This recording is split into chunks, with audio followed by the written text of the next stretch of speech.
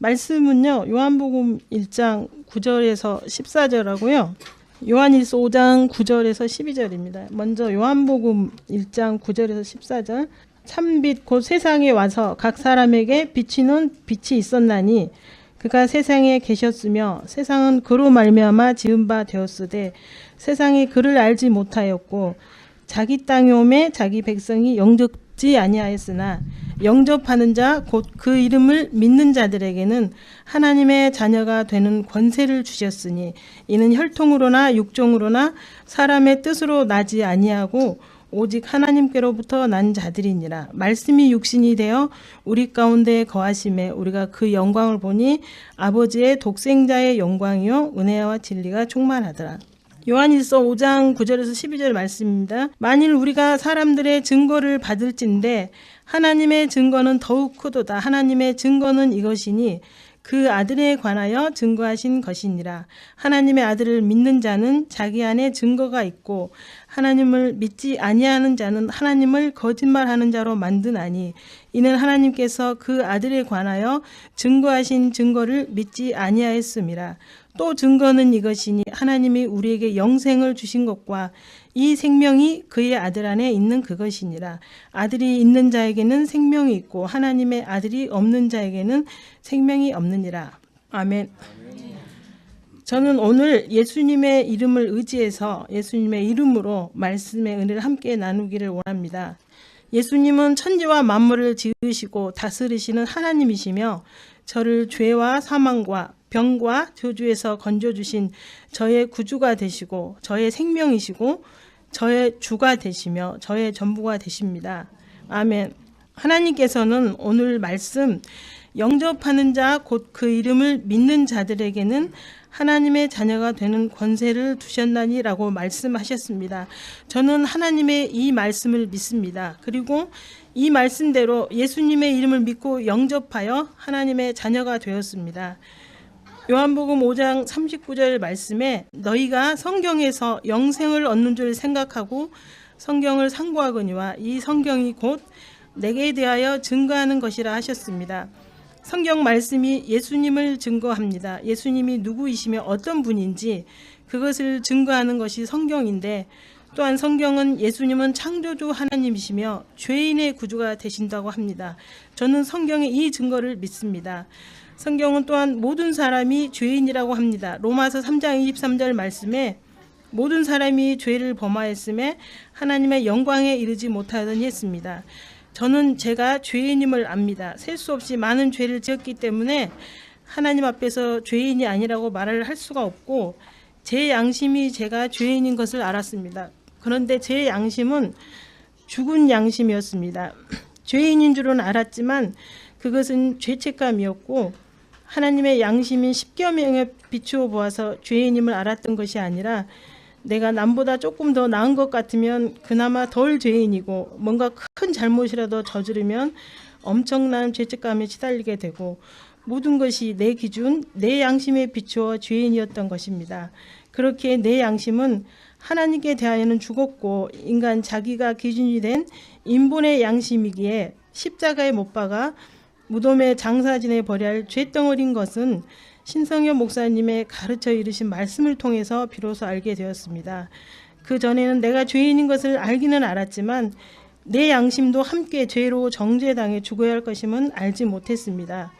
죽은 양심을 붙잡고 살았던 나라는 존재는 참으로 예수님 만나지 않으면 심판밖에 남아있지 않은 죽을 죄인이라는 것을 참된 가르침의 말씀 앞에 서게 됐을 때 비로소 깨닫게 되었습니다. 어려서부터 영원한 것에 대한 사모하는 마음이 제게 있었습니다. 초등학교를 7살에 들어갔는데 학교에 들어가기 전부터 제 마음 가운데는 나는 누구지? 이렇게 살다가 죽으면 끝인가? 죽음 다음에 또 뭐가 있지? 하는 이런 삶에 대한 궁극적인 질문이 있었습니다. 그래서 그런 걸 배우기 위해서 학교에 들어가는 줄 알았습니다. 교회를 다녔지만 교회에서도 삶에 대한 궁극적인 답을 얻지는 못했습니다. 인생에 대한 근원적인 질문들로 늘 마음은 허기져 있었지만 당장 내일 먹을 끼니를 걱정해야 할 정도로 어려운 형편이었기 때문에 한가한 그런 질문들의 답을 구한다는 것 자체가 저에게는 사치였습니다. 질풍노도의 시기라고 하는 중고등학교 시절도 어떻게 보냈는지 제 생전에 공부라는 걸 해본 적이 없습니다. 내가 왜 살아야 하는지도 모르는데 무엇을 한다 한들 공부를 잘해서 전교 1등을 하고 인류대를 간다 해도 그것이 나를 만족시켜 줄 수 없었습니다. 그렇게 그 어떤 것에도 뜻을 둘 수가 없었습니다. 인생이라는 망망대해에서 내가 어디로 가야 하는지도 모르는데 그저 열심히 노를 저으면 된다고 학교에서는 그렇게 가르쳤지만 저는 그걸 믿을 수 없었습니다. 그저 열심히 공부만 하고 인생에 대한 고민이 없는 친구들이 도저히 이해가 되지 않았고 답답하다 못해 어리석어 보이기까지 했습니다.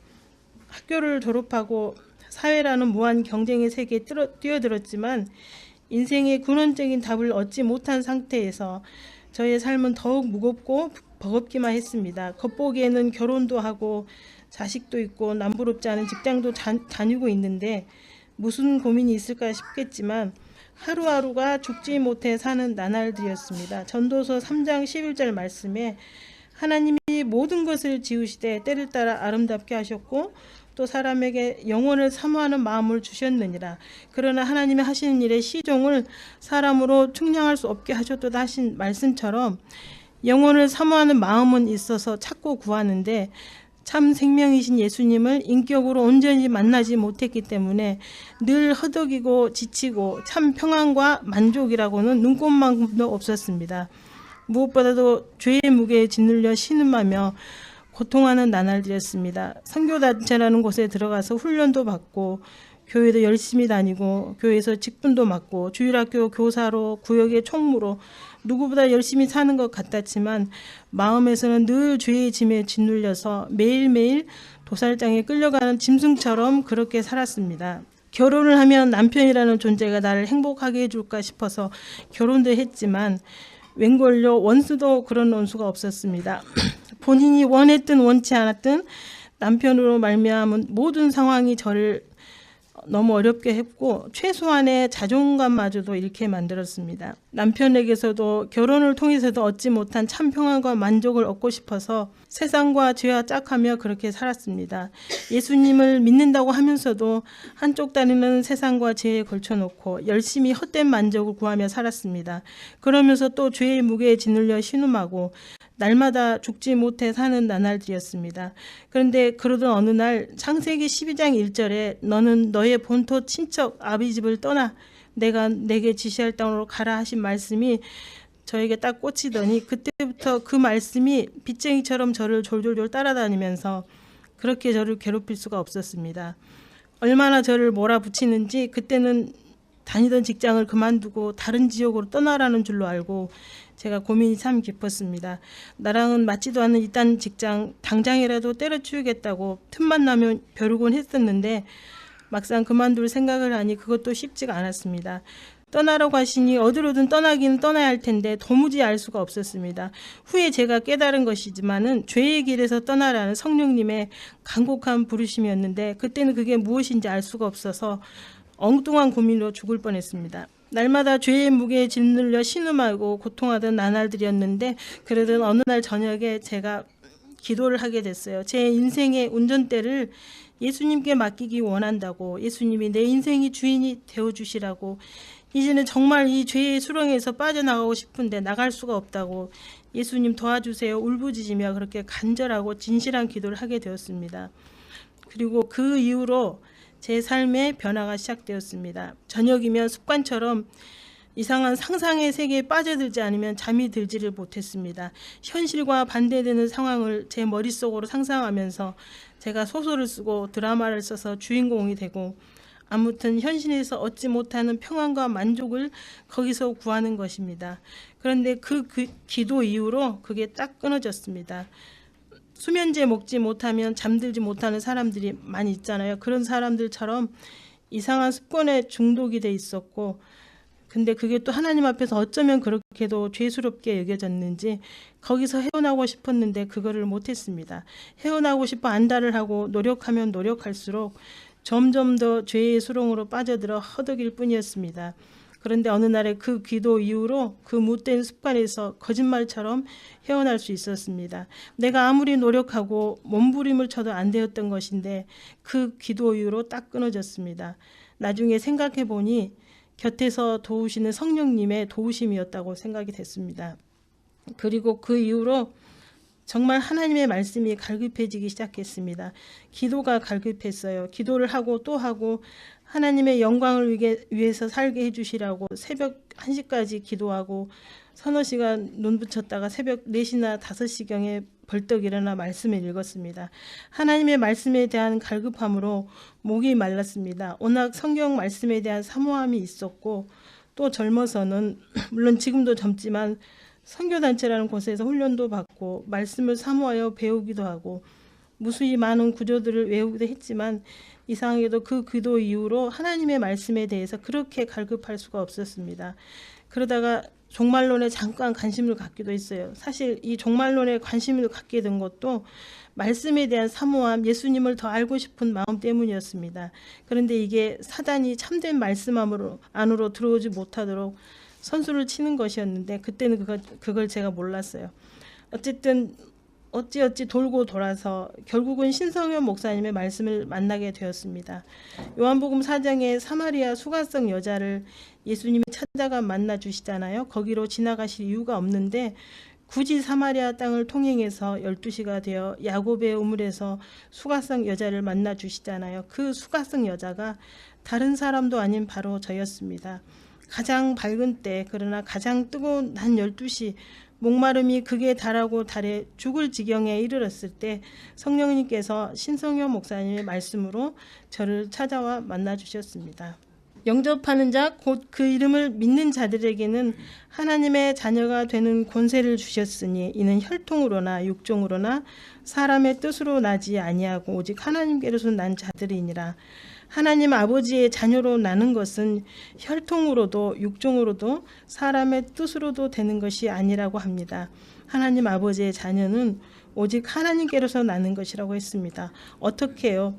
예수님께서 십자가 위에서 나의 죄를 대신해 피 흘려 죽으심으로 예수님의 십자가 해산의 고통을 통해 하나님 아버지께서 저를 친히 자녀로 낳으셨습니다.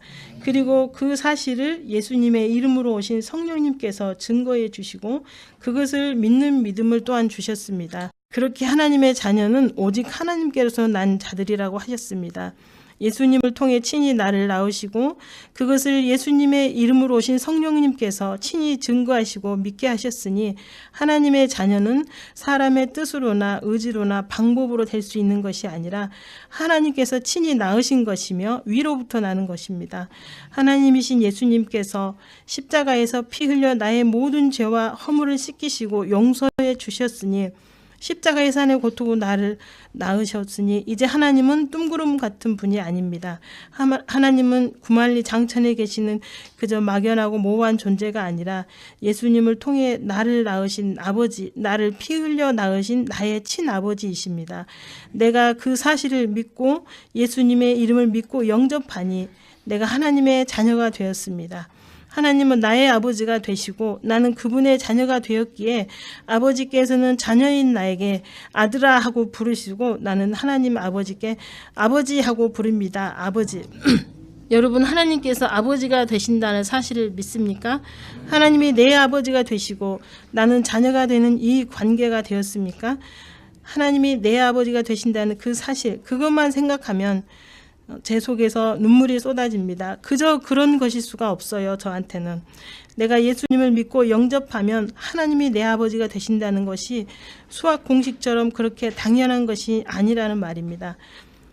저는 아버지라는 단어를 교과서에서만 배웠습니다. 국어사전을 통해서 그 의미를 알았어요. 국어사전을 찾아보니 아버지라는 단어의 뜻이 이렇게 풀이되어 있습니다. 자기를 낳아준 남자를 이르거나 부르는 말. 제 개인적인 이야기를 조금 했지만 사실 저는 누군가에게 아버지하고 불러본 적이 없습니다. 왜냐하면 제가 태어났을 때 아버지가 안 계셨어요. 위복자로 태어났습니다. 그래서 아버지라는 단어가 저에게는 참 낯설고 익숙하지 않은 단어입니다. 물론 아버지라는 단어를 사용해야 할 때는 사용하기도 하지만 참으로 나를 낳은 아버지, 나를 낳으시고 기르신 아버지라는 의미에서 불러본 적은 단 한 번도 없었습니다. 그런데 하나님이 나의 아버지가 되셨습니다. 천지와 만물을 지으시고 다스리시는 분, 처음과 나중이 되시고 시작도 끝도 없으신 분, 나를 구원하시기 위해 독생자 예수님을 이 땅에 보내셔서 죽기까지 내어주신 분, 이 세상 아무도 볼 수 없고 보지 못한 분, 그분이 나의 아버지이십니다. 그런데 내가 어떻게 예수님을 믿고 영접하니 하나님이 나의 아버지가 되시고 나는 그분의 자녀가 되었다는 이것이 어떻게 1 더하기 1은 2다 하는 그런 수학 공식 같은 것으로 설명이 될 수 있겠습니까? 너무나 당연한 것처럼 여겨질 수가 없단 말입니다. 제가 여기 올라왔을 때 사람들이 그랬어요. 처음에 서울로 갔다가 다시 여기 인천으로 왔는데 이리 갔다가 저리 갔다가 자기 원하는 대로 마음대로 옮기더란 말이에요. 그래서 사람들이 야, 너 진짜 대단한 백을 갖고 있구나 하는 것이었어요. 백 있는 사람 알고 지내면 좋은 일이 있긴 있잖아요. 그래서 제가 그렇게 말했습니다. 우리 아버지 백인데요. 그랬더니 사람들이 그래? 네 아버지 어디서 무슨 일을 하시는데 제 아버지가 무슨 대단한 권력이나 지위를 갖고 있는 분으로 그렇게들 받아들이더라고요. 나는 예수님을 통해 나를 낳으신 하늘 아버지, 하나님 아버지를 말하는 것인데 세상 사람들은 혈육의 아버지로 이해하더라고요. 하나님이 내 아버지가 되신다는 사실을 제가 몰랐겠습니까? 교회를 다녀도 수십 년이고 들어도 수백 번을 들었을 텐데 그런데 하나님이 내 아버지가 되신다는 그 사실을 내 영혼으로 내 믿음으로 고백해서 아버지하고 부를 수 있게 된 건 사실 신성현 목사님의 말씀을 만나고 난 이후부터입니다. 그 전에는 그저 막연하고 모호한 내 지식과 관념에 갇혀 있는 그런 하나님이었습니다. 제가 전에 다니던 교회에서 대표 기도라는 것을 종종 시키더라고요. 예배 때나 죄직회니 뭐냐는 그런 중요한 모임에서 제게 대표 기도를 종종 시켰습니다. 제가 뭐 믿음이 좋다거나 교회에서 중요한 위치에 있는 사람에서가 아니라 듣기 좋은 미사 요구들을 갖다 붙여서 아주 그럴듯하고 귀에 듣기 좋은 그런 기도를 잘 하니까 자주 시켰어요. 그런데 제가 기도할 때마다 하나님이라고 했다가 아버지라고 했다가 어쩔 때는 예수님이라고 했다가 때로는 주님이라고 했다가 난리도 그런 난리가 없었습니다.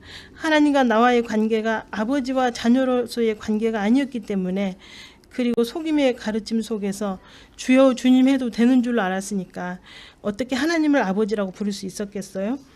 기도는 자녀가 아버지와 대화하는 거잖아요. 그런데 아버지에게 하나님 했다가 주여 주님 했다가 그게 무슨 기도가 될 수 있겠어요. 그런데도 사람들이 제가 하는 기도에 아멘 아멘 하더라고요.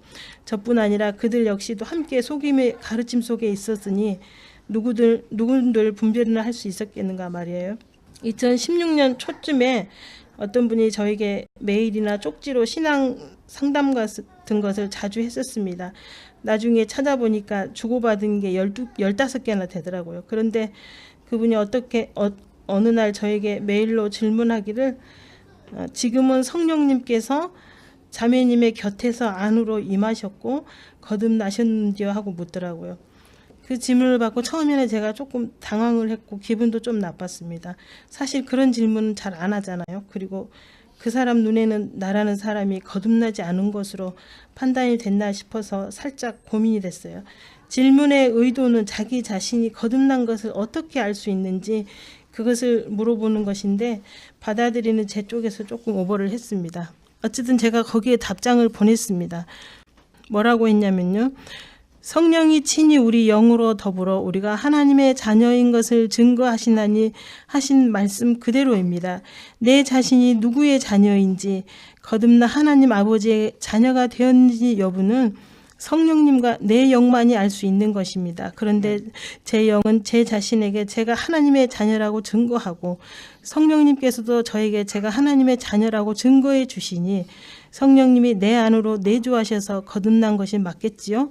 물과 성령으로 거듭나 하나님의 자녀가 된 사람은 그 스스로 그것을 알게 돼 있습니다. 그리고 성령으로 거듭난 자는 성령으로 말미암는 성령의 열매들 9가지 열매들을 맺게 돼 있습니다.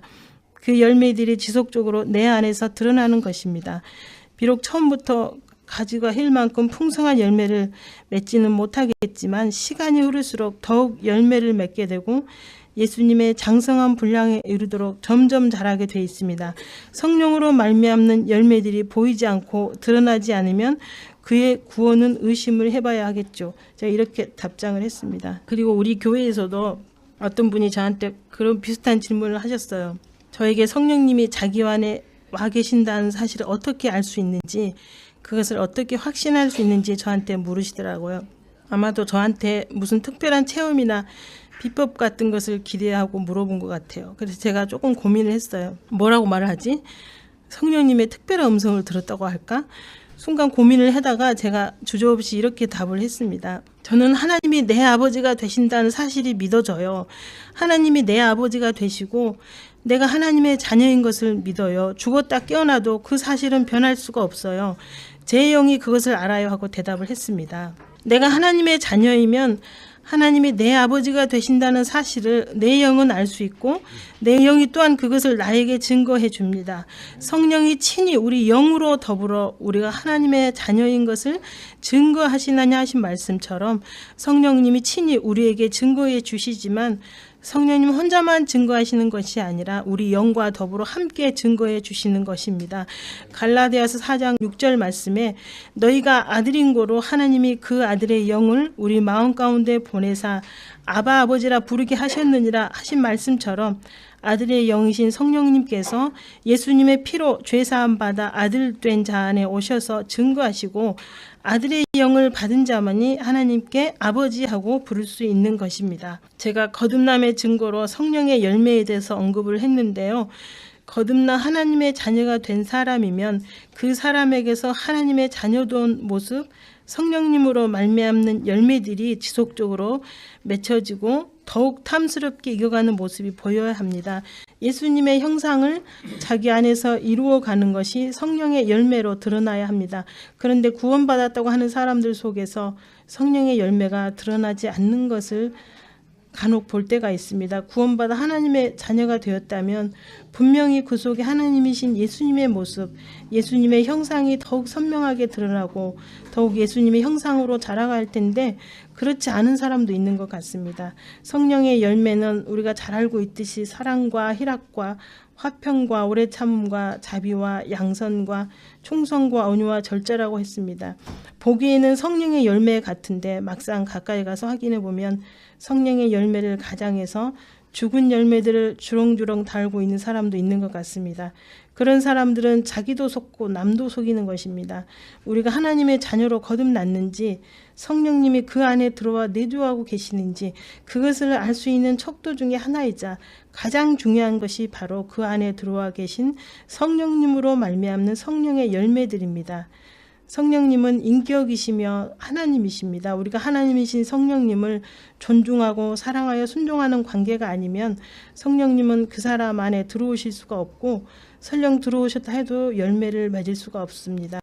내가 아무리 예수님을 믿고 예수님의 십자가에서 흘리신 피의 공로를 믿는다 해도 그 자신이 하나님이 되어 있는 사람에게는 성령님이 들어오실 수가 없습니다. 자기는 성령님이 자기 안에 들어와 계신다고 자기는 믿고 확신할 수 있을지 모르겠지만 그러면 그것을 확증하는 것으로 성령의 열매가 자기에게서 드러나고 있는지 그것을 살펴보아야 할 것입니다.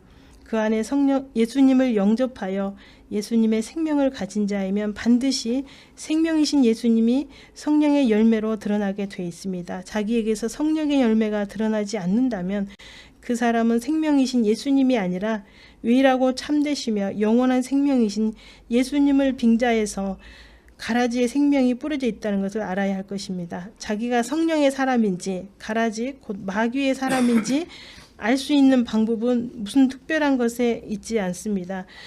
무슨 음성을 들었네, 사람들의 영적 상태가 보이네, 다른 사람에게는 없는 특별한 은사가 자기에게는 있네, 뭐 이런 말들을 많이 하지만 그런 건 다 쭉정이와 같은 것이고 속임일 뿐입니다. 성령님은 인격이시고 또한 말씀을 통해 모든 것을 계시해 놓으셨습니다. 말씀을 보고 깨달아 순종하고 말씀 안에서 인격적 깊은 교제 가운데로 부르신 거잖아요. 그런데 미련하고 무지해서 혹시 깨닫지 못할까 싶어 우리들을 위해 신성효 목사님을 통해 말씀을 밝히 열어 계시해 주셨습니다. 그렇기 때문에 굳이 우리는 성령의 또 다른 음성을 듣기 위해 목매이거나 안달할 필요가 없습니다. 이미 다 열어서 누구나 알 수 있는 쉽고 단순한 언어로 구구절절 다 가르쳐 주시고 다 들려주셨습니다.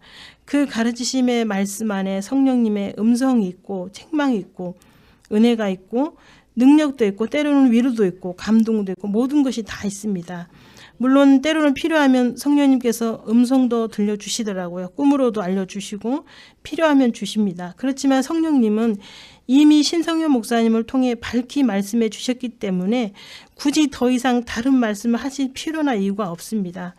성령님은 또한 질서의 하나님이십니다. 성령님은 질서를 통해 일하십니다. 질서의 하나님이신 성령님께서 질서를 무시하는 사람에게 무슨 특별한 음성이나 감동을 주실 리가 없습니다. 그럼에도 어떤 음성을 들었네, 뭘 보았네 한다면 그것은 성령님을 빙자한 거짓의 영이 주는 거짓 역사라는 것을 알아야 할 것입니다. 우리는 특별한 것을 바라고 추구하는 경향이 있더라고요. 죄인된 인간의 속성 중에 하나가 아닐까 싶습니다. 나는 남들과는 좀 다르고 특별하다는 생각, 그런 특별의식, 달리 말하면 교만이 우리 안에 은밀하게 숨어 있습니다. 저 역시도 마찬가지더라고요. 그렇기 때문에 성령님께서는 잠언 4장 23절 말씀에 무릇 지킬 만한 것보다 더욱 내 마음을 지키라. 생명의 근원이 이에서 남이니라 하고 이미 경고의 말씀을 주셨습니다. 자기 마음을 지키라고 하셨어요. 끊임없이 마음을 살피고 말씀으로 다스리라는 것입니다. 나는 남들보다 더 깨달은 것 같고 더 능력을 갖춘 것 같고 더 앞서가는 것처럼 보이고 싶어 합니다. 그래서 남들보다 더 성령님의 음성을 듣고 싶고 인도를 받고 싶어 하는지도 모릅니다. 그런데 제가 신성현 목사님의 말씀을 듣고 그 말씀의 가르침 안에서 걸어오다 보니까 저절로 내려진 결론이 있었어요. 더 이상 무슨 특별한 음성이니 뭐니 하는 것들을 들을 이유가 없다는 겁니다. 성령님은 신성현 목사님의 가르침의 말씀을 통해 이미 모든 것을 말씀하셨고 이제는 그 들려주신 음성을 듣고 순종하는 것만이 남아있다는 것을 오랜 시간이 지나고 나니까 깨닫게 되더라고요. 그리고 또 하나는 무슨 음성이니 뭐니 하는 것들을 듣지 않는 것이 오히려 더 큰 복이 은혜라는 것입니다. 영의 세계가 얼마나 복잡하고 오묘합니까? 그런데 우리 능력 밖의 영의 세계, 영의 것들에 지나치게 관심을 갖거나 욕심을 갖게 되면 자기도 모르게 악한 영들이 던져주는 거짓 음성이나 거짓 체험에 걸려들어 미혹을 당하게 되는 경우가 많은 것 같습니다. 사도 바울도 고린도전서 8장 5절 말씀에서 하늘에나 땅에나 많은 신과 많은 주가 있다고 경고를 해주셨잖아요. 예수님 오실 날이 심히 가까운 오늘날, 쉽게 말해서 마감 직전이잖아요. 그 많은 신들이나 주들이 할 일이 없어서 한가하게 앉아 있겠습니까? 우는 사자와 같이 두루 다니며 삼킬 자를 찾는다고 베드로전서 5장 8절 말씀으로 또 우리에게 경고를 해주셨잖아요. 데살로니가전서 2장 13절 말씀에 이러므로 우리가 하나님께 쉬지 않고 감사함은 너희가 우리에게 들은 바 하나님의 말씀을 받을 때에 사람의 말로 아니하고 하나님의 말씀으로 받음이니 진실로 그러하다. 이 말씀이 또한 너희 믿는 자 속에서 역사하느니라 하셨습니다. 데살로니가 교인들은 사도 바울의 전하는 말씀을 들을 때에 사람 바울의 말로 듣지 않고 하나님의 말씀으로 받았는데 진실로 그러하다고 했습니다. 그들이 사도 바울의 전하는 말씀이 하나님의 말씀이 아닌데 하나님의 말씀이 아닌데도 그런데도 그들이 하나님의 말씀인 것처럼 받았기 때문에 마치 그들을 칭찬하고 격려하려는 의도에서 하나님의 말씀이라고 한 것이 아니라 진실로 하나님의 말씀이었다는 것입니다. 바울의 전한 말씀이 하나님의 말씀인 것을 데살로니가 교인들이 알았고 하나님의 말씀으로 받아 순종했다는 것입니다. 그리고 그 말씀이 믿고 순종한 그들 속에서 역사한다고 했습니다. 역사했다가 아니에요. 제가 원어도 찾아봤습니다. 현재형이에요. 하나님의 말씀은 믿음으로 순종하면 살았고 운동력이 있는 하나님 말씀이 믿는 자 속에서 역사하시는 겁니다. 그런데 어찌 데살로니가 교인들에게만 이게 해당이 되겠습니까?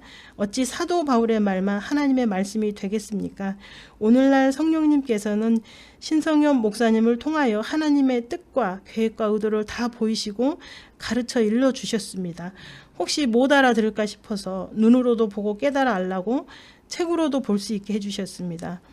귀로만 듣다 보면 흘려들을까 싶어서 듣고 잊어버릴까 싶어 책으로도 볼 수 있도록 인도해 주셨습니다. 그리고 신성현 목사님의 말씀만이 마지막 때에 보내신 유일한 말씀이요. 그 보내신 말씀으로 알곡과 가라지를 가르는 척도가 되게 하셨습니다. 그러면 신성현 목사님의 말씀만이 알곡과 가라지를 가르는 유일한 척도가 된다는 사실을 우리가 어떻게 알 수 있을까요? 한번 누가 이야기해 보세요. 성령님이 음성으로 신성현 목사의 말만이 알곡과 가라지를 가르는 척도니까 너희들 열심히 잘해라 이렇게 음성을 들려주셔야만 우리가 알 수 있습니까? 로마서 8장 16절의 말씀 그대로입니다.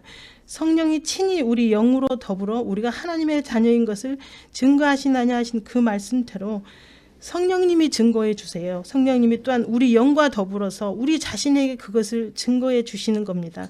우리 영이 성령님과 함께 우리 자신에게 그것을 증거하고 그걸 자기 자신이 확증하는 겁니다. 우리 영이 그것을 알고 동의하여 따르는 것입니다. 그렇게 더 이상 다른 말, 다른 가르침의 말씀을 들을 필요가 없습니다. 거기에 더 보태서 성령님의 음성을 들어야만 성령의 사람인 것처럼 짐짓 폼을 잴 필요도 없습니다. 폼 재지 마세요. 이미 가르쳐 일러주신 말씀, 그 말씀 안에 성령님의 음성도 있고 가르침도 감동도 깨달음도 책망도 다 있습니다.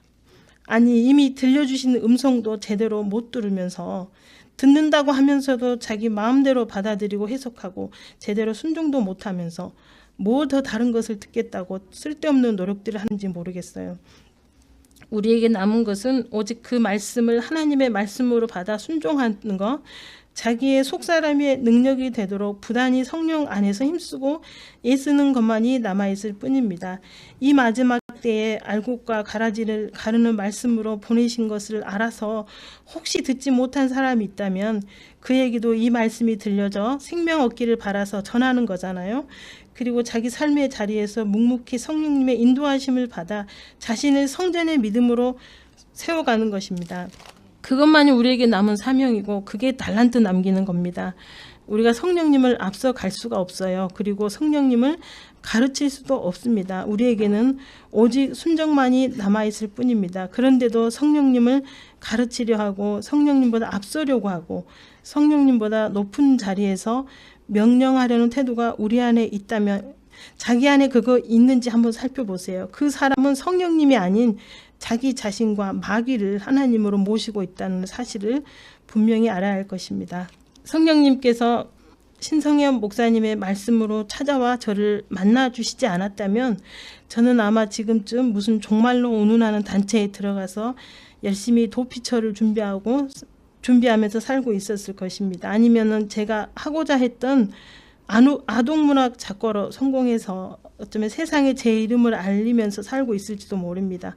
내 안에 참 생명이신 예수님이 아니 계시니 평안도 안식도 만족도 누리지 못한 채 날마다 죄의 무게에 짓눌려 살다가 정신병원 신세를 지고 있을지도 모릅니다.